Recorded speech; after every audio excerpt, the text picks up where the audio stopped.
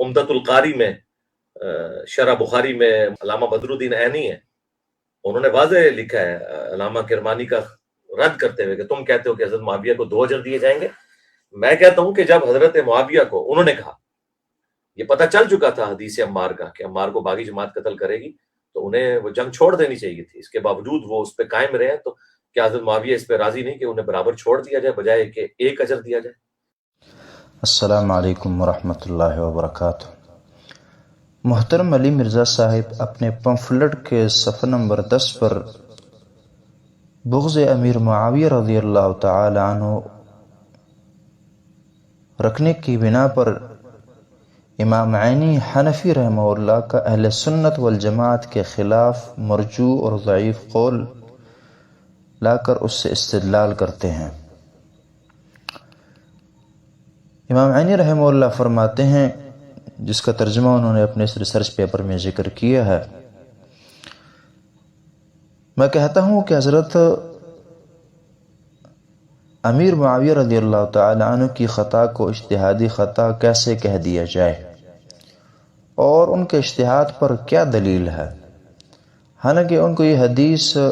پہنچ چکی تھی جس میں رسول اللہ صلی اللہ علیہ وآلہ وسلم نے فرمایا، افسوس ابن سمیہ کو ایک باغی جماعت قتل کرے گی، اور ابن سمیہ رضی اللہ تعالی عنہ یہ عمار بن یاسر ہیں، اور ان کو حضرت معاویہ رضی اللہ تعالی عنہ کے گروہ نے جنگ صفین میں قتل کیا۔ کیا حضرت معاویہ رضی اللہ تعالی عنہ اس پر راضی نہیں کہ صحابی ہونے کی برکت سے اللہ تعالیٰ کی بارگاہ میں ان کو برابر چھوڑ دیا جائے، چہ جائے کہ ان کو خلیفہ برحق سیدنا علی کے خلاف بغاوت کرنے پر ایک اجر بھی ملے؟ یہ بریکٹ کے الفاظ علی صاحب کے ہیں۔ اول تو ہم اس کے جواب میں کہیں گے کہ ہمیں یہ بات نہیں سمجھ آتی کہ کربلا کے پیپر میں حضرت عثمان رضی اللہ تعالی عنہ، اسی طرح امیر معاویہ رضی اللہ تعالی عنہ، ان کو موضوع بحث بنانا اور بریکٹیں باندھ کر ان کی تنقیص کرنا، اس کا واقعہ کربلا سے کیا تعلق؟ بہرحال بغض ہوگا شاید اس وجہ سے۔ اب آتے ہیں اس قول کی طرف جو امام عینی رحمہ اللہ کا ہے، تاکہ اہل بصیرت اور عمدہ مسلمان حق پرست مسئلے کو سمجھ سکے۔ پہلی بات یہ ہے کہ امام عینی رحمہ اللہ ایک حنفی المذہب عالم ہیں، اور ان کے یقیناً کچھ اقوال مزید اور بھی ایسے پائے جاتے ہیں جو قرآن و حدیث سے متصادم ہیں۔ اس کے بعد دوسری بات یہ ہے کہ تمام اہل سنت سوائے روافض کے سب کا یہ عقیدہ ہے کہ مشاجرات صحابہ اور جو صحابہ کرام کی اپنے مابین جنگیں ہوئیں، ان میں الکف والامساک، یعنی زبان خاموش رکھی جائے گی، تبصرے نہیں ہوں گے، اس کو موضوع بحث نہیں بنایا جائے گا۔ ہاں، پڑھنے پڑھانے کی حد تک روایتیں پڑھی اور سنائی جائیں گی، لیکن اس کی بنا پر صحابہ کرام کی تنقیص یا ان کا بغض، یہ سب چیزیں ممنوع ہیں۔ یہ تمام اہل سنت والجماعت کا عقیدہ ہے، جس کے خلاف یہاں امام عینی رحمہ اللہ نے یہ قول یہاں ذکر کیا ہے، لہٰذا ظاہر ہے کہ ان کا قول ہی مرجوع اور ضعیف ہوگا جو تمام اہل سنت والجماعت کے خلاف ہو اور روافض سے ملتا ہو۔ تیسری بات یہ ہے کہ امام عینی رحمہ اللہ خود ہی اسی کتاب کے جلد 1 صفحہ نمبر 335 پر اسی قول کا خود ہی رد کرتے ہیں، یا آپ کہیں کہ اسی قول کے خلاف دوسرا قول جو اہل سنت والجماعت کا ہے اسی کو پیش کرتے ہیں اور اسی کا دفاع کرتے ہیں۔ چنانچہ فرماتے ہیں جلد 1 صفحہ نمبر 335 پر، والحق الذي عليه اہل السنہ الامساک عما شجر بین الصحابہ وحسن الظن بهم، کہ حق بات جو کہ اہل سنت والجماعت کا مذہب اور مسلک ہے، وہ یہ ہے کہ الامساک، زبان کو خاموش رکھنا اور رک جانا، ان واقعات کو نہ بیان کرنا یا ان واقعات کو موضوع بنا کر صحابہ کرام کی تنقیص نہ کرنا، عما شجر بین الصحابہ، جو صحابہ کرام کے اپنے مابین وقوع پذیر ہوئے، وحسن الظن بہم، اور اسی طرح ان پر اچھا گمان رکھنا کہ ان لوگوں نے اچھی نیت سے ہی، بھلے کام بعضوں کا اچھا ہوگا، بعضوں کا کم ہوگا یا نہیں ہوگا، لیکن نیتیں ان کی اچھی تھی، وہ حسن الظن بہم، اچھا گمان رکھا جائے گا، والتأویل لہم، ان کے لیے تأویل کی جائے گی، یعنی ایسا کوئی راستہ تلاش کیا جائے گا کہ جس سے صحابہ کی عزت بڑھتی ہو نہ کہ گھٹتی ہو۔ وَأَنَّهُمْ مُجْتَهِدُونَ مُتَأَوِّلُونَ، اسی طرح یہ سوچ رکھی جائے گی اور یہ حقیقت ہے کہ تمام صحابہ اجتہاد کرنے والے تھے۔ یہ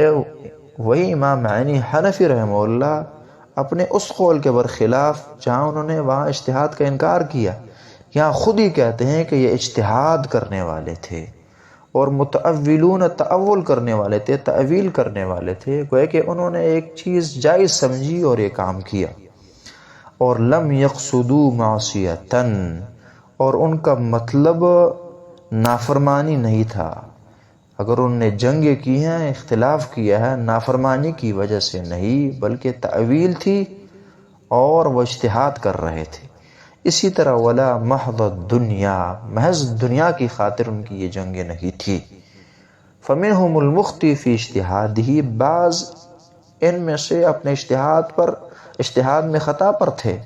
والمصیب، اور بعض مصیب تھے اور درستگی پر تھے۔ اب خود یہاں وہی عینی صاحب ثابت کر رہے ہیں کہ اجتہاد تھا،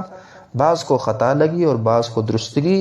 اللہ رب العالمین نے نصیب فرما دی۔ وقد رفع اللہ الحرج عن المجتہد المخطئ فی الفروع، اور اللہ رب العالمین کے نظام میں وہ بندہ جو اجتہاد کرے وہ مجرم نہیں ٹھہرتا، اللہ نے یہ گناہ اس سے اٹھا دیا ہے۔ وضاعف اجر المصیب، اور جو درستگی کو پہنچے اپنے اجتہاد میں اسے اللہ رب العالمین اجر دیں گے۔ یعنی اس حدیث کی طرف اشارہ کر رہے ہیں کہ اذا اجتہد الحاکم فاصاب فلہ اجران، کہ اگر حاکم اجتہاد کرے اور درست ہو تو ڈبل اجر، اور اگر غلط ہو تو اسے سنگل اجر ملے گا۔ اب یہی امام عینی رحمہ اللہ یہاں بالکل اہل سنت والجماعت کا جو قول ہے وہی بیان کرتے ہیں، اسی مسلک کو قبول کرتے ہیں۔ اب یہاں یا تو علی مرزا صاحب نے خیانت کی اور ایک قول اٹھایا ان کا اور دوسرا چھوڑ دیا، اور یا جہل تھا کہ ایک کی خبر تھی اور دوسرے قول کی خبر انہیں نہیں ہو سکی، اور دونوں ہی لائق محاسبہ چیزیں ہیں اور دونوں ہی قابل قبول چیزیں نہیں، اور اسی طرح ایک لحاظ سے تنقیص اور نقص ہے کسی انسان میں۔ اس کے بعد تیسری بات جو کرنے کی ہے وہ یہ ہے، بلکہ اس سے اگلی بات، چوتھی بات جو یہاں کرنے کی ہے کہ یہی علی مرزا صاحب اپنے یوٹرن کی زندگی سے پہلے باقاعدہ اسے اجتہادی خطا کہتے آئے ہیں، یعنی اسی مسلک کو وہ خود بیان کیا کرتے تھے کہ صحابہ کرام کی جنگیں جو ہوئی ہیں وہ اجتہادی ہیں، تو لہٰذا بالکل یہ قابل گرفت بات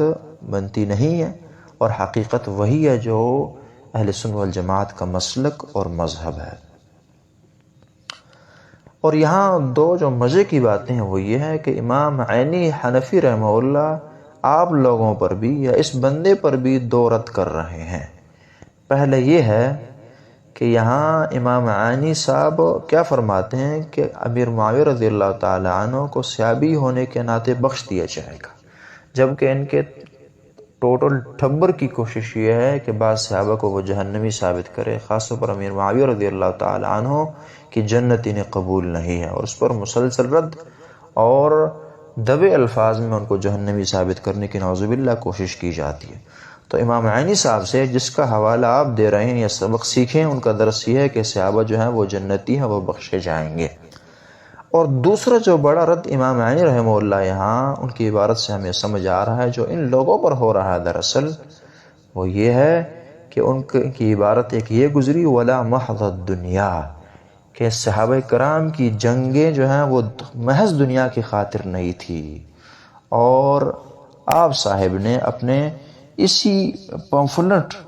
میں یہ بات لکھی ہے صفحہ نمبر 13 پر، بریکٹ لگا کر کے صحابہ کی جنگیں محض دنیا کی خاطر تھی۔ صحابہ کرام کی جنگیں جو ہیں وہ دنیا کی خاطر آپ نے لکھی ہیں اسی پمفلٹ میں۔ جبکہ امام عینی صاحب یہاں ان کی جنگوں کو محض دنیا کی خاطر نہیں کہہ رہے ہیں، تو بات یہ سمجھ آتی ہے کہ امام عینی رحمہ اللہ کا قول آپ کے قول سے متعارض، اور ان کا صحیح اور آپ کا غلط ہے۔ اللہ رب العالمین ہمیں حب صحابہ نصیب فرمائے۔ بارک اللہ لکم۔ السلام علیکم ورحمۃ اللہ وبرکاتہ۔